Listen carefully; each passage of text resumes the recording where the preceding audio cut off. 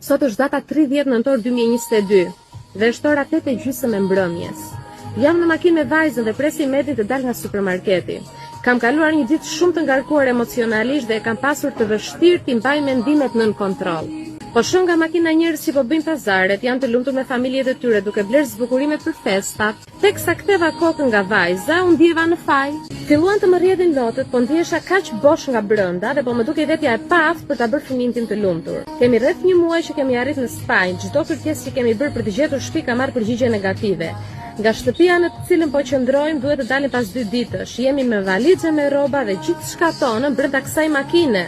Dhe me një fëmijë 3 vjeç, dhe pyetja që po i bëj vetes është se ku po shkojnë.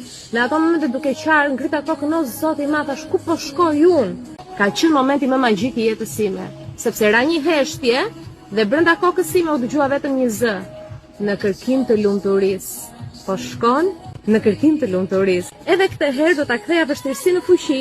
Vendosa që të shkruaja një libër i cili do ishte mbështetja kryesore për njerëzit që kanë humbur shpresën, që kalojnë momente të vështira në emigrim.